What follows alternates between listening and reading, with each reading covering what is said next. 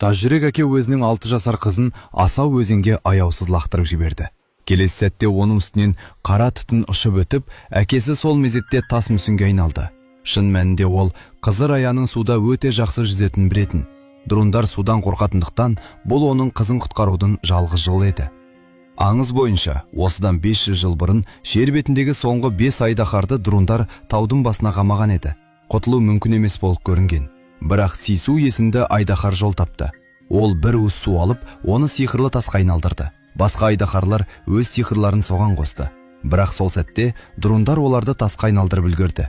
Сису қолындағы таспен сиқыр жасай бастады. Айналаны нұрлы жарық басып, барлық друндар мөрленді. Содан бері айдаһар тасын жүрек тайпасы сақтап келді. Көсемнің қызы Рая барлық сынақтардан өтіп, тастың жаңа сақтаушысы болды. Оның әкесі Кумандраның барлық жерлерін біріктіруді армандап, келіссөзге қалған 4 тайпаны шақырды.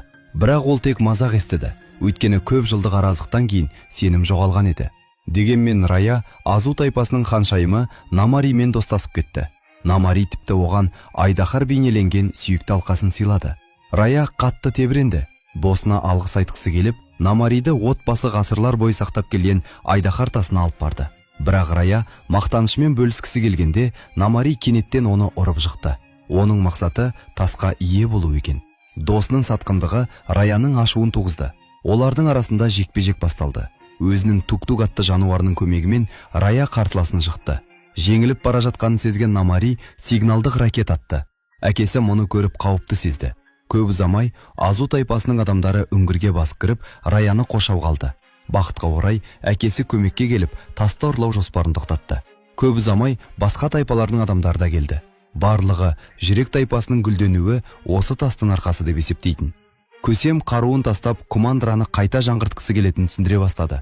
Бірақ ол сөзін аяқтамай жатып, қараңғыдан жебе ұшып келіп, оның аяғын жаралады.